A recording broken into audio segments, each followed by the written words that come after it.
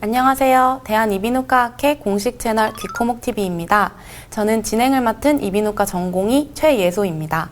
이번 주제는 이름만으로도 무서운 안면마비인데요. 주제가 주제이니만큼 안면마비 분야의 전문가들을 모시고 이야기를 나눠보겠습니다. 제 옆에는 이과학회 안면신경연구회 회장님이신 가톨릭대학교 의정부 성모병원 전범조 교수님이 나와 계신데요. 교수님 안녕하세요. 네, 최 선생님 안녕하세요. 네, 교수님. 자고 일어나면 갑자기 한쪽 얼굴이 잘 움직이지 않는 안면마비, 정말 너무 당황스러울 것 같은데요. 실제로도 안면마비 환자가 꽤 많은 편인가요? 원인 불명의 급성 안면마비를 이야기하는 벨마비는 약 10만 명당 20명의 비율로 발생하니까 적은 비율은 아니죠. 대개는 원인을 바이러스 감염으로 생각합니다. 아름다운 미소로 유명한 모나리자 그림 아시죠? 호사가들은 모나리자의 약간 어색한 듯한 이 미소가 바로 벨마비로 인해서 생긴 것으로 얘기해서 좌우 입꼬리가 약간 비대칭이라고 얘기합니다.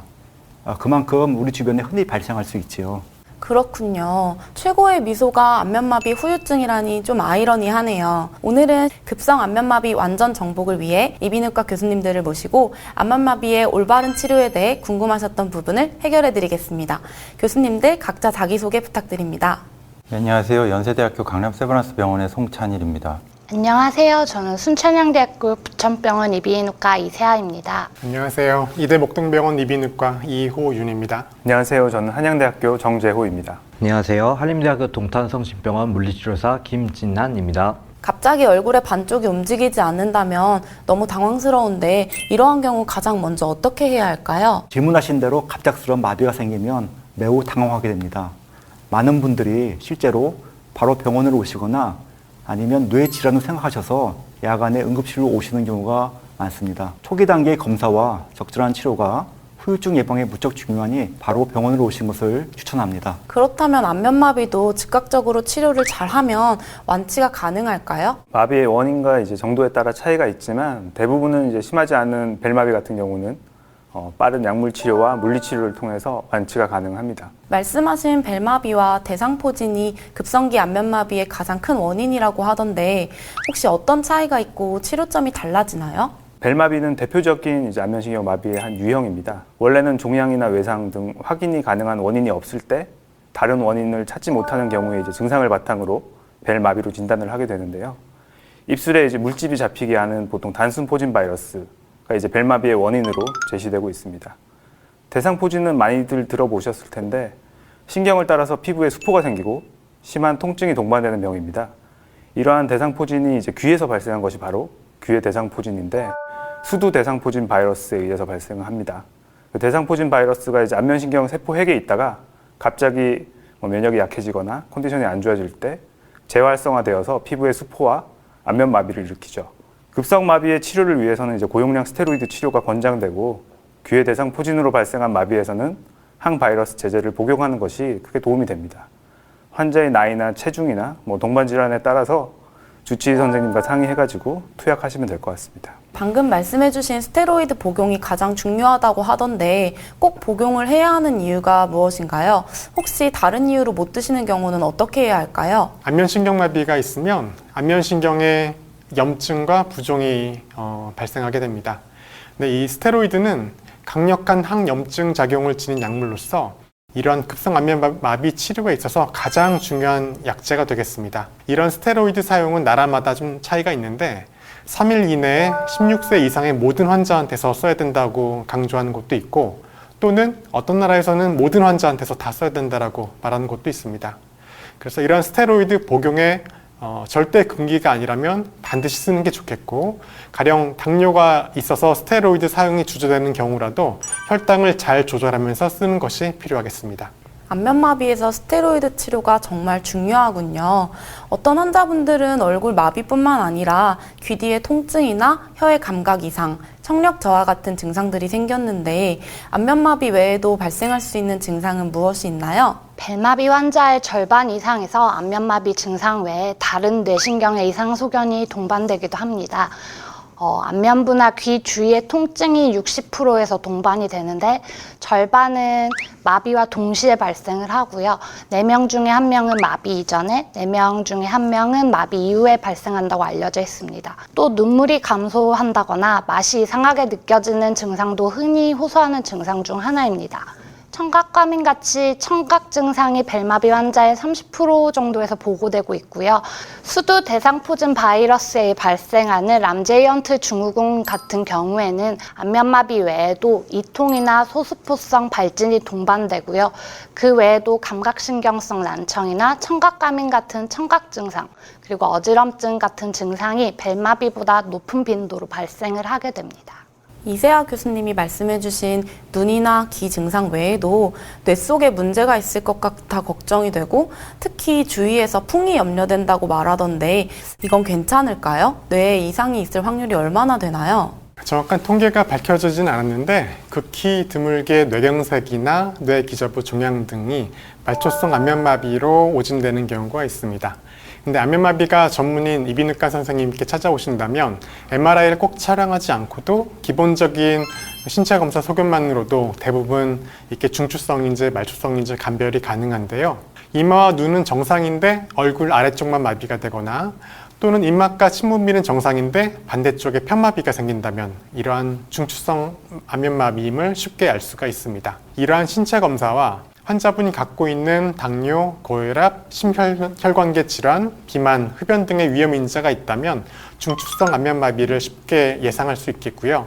또한 이러한 신체 검사 이외에도 근전도 검사 또는 신경전도 검사 등을 시행한다면 마비 정도와 회복 가능성을 보다 객관적으로 예측할 수 있기 때문에 반드시 시행해 보는 게 좋겠습니다. 신경전도 검사가 마비에 대해 평가할 수 있는 중요한 검사네요. 신경전도 검사, 조금 생소한데 더 자세히 설명해 주실 수 있을까요? 안면마비 환자에서 신경의 변성 정도를 확인을 하고 환자의 예후를 평가하거나 수술을 할지 말지 결정하기 위해서는 정기 생리학적 검사를 시행을 하게 됩니다. 그 중에서 가장 많이 시행하는 신경전도 검사는 마비 3일 이후부터 2주 이내에 시행을 하고요.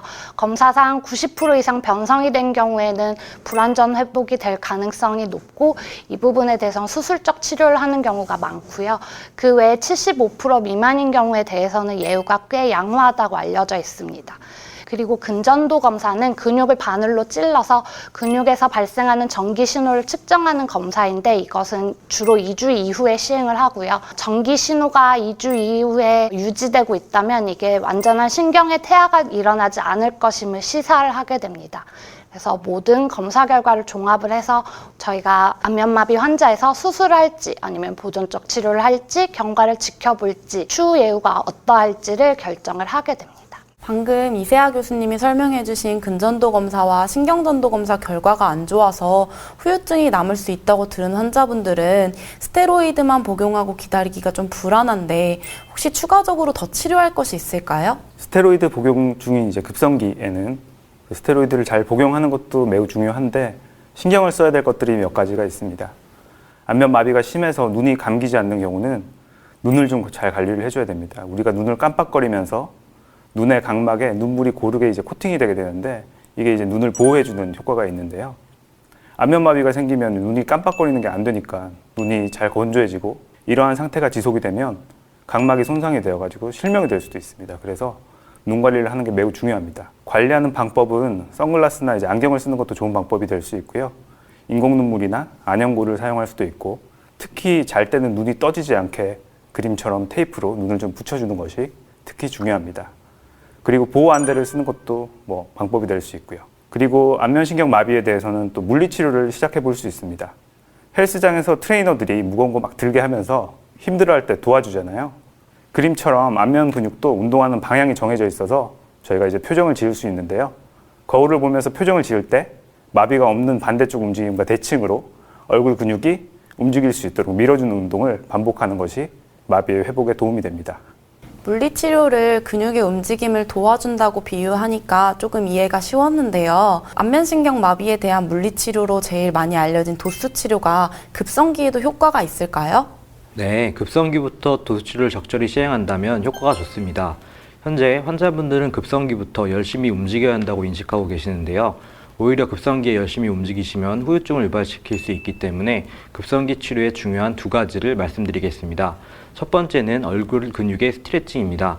얼굴 근육의 스트레칭은 얼굴 근육에 감각 자극을 줄 수 있고 근육의 이완을 통해 힘을 키우는 데 도움이 됩니다.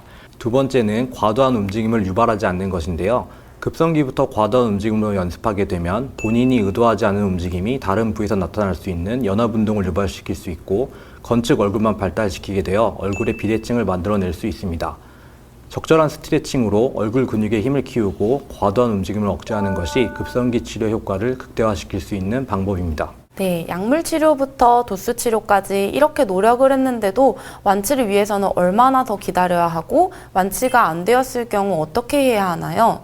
완전마비가 아닌 경우는 약물 치료를 포함한 일반적인 치료로 한두 달 안에 90%까지도 회복이 됩니다. 그런데 신경전도 검사에서 신경 변성이 90 내지 90% 이상인 완전마비인 경우에는 조기에 수술적인 치료를 고려할 수도 있습니다. 초기 치료에서 만족할 만큼의 결과를 얻지 못하고 만성기로 접어들게 되면은 또 그에 따른 다양한 치료가 있는데요. 만성기 치료에 대해서는 2부에서 다시 자세히 말씀드리도록 하겠습니다. 그 외에도 안면마비로 주위에서 한의원에서 침을 맞는 걸 권유하기도 하던데 이거에 대해서는 어떻게 생각하시나요?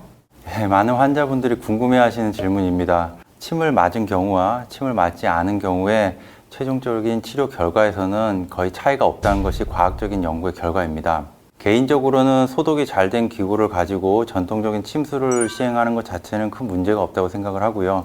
하지만 과학적으로 검증이 되지 않은 방법이라든지 시험적인 치료는 좀 주의하는 것이 좋겠습니다. 간혹 제대로 소독이 되지 않은 도구로 시술을 하거나 전통적인 방법 이외에 전기 등의 과도한 자극을 추가로 주어서 피부에 흉터나 구축을 남기는 경우도 있기 때문에 주의해야 할 것 같습니다.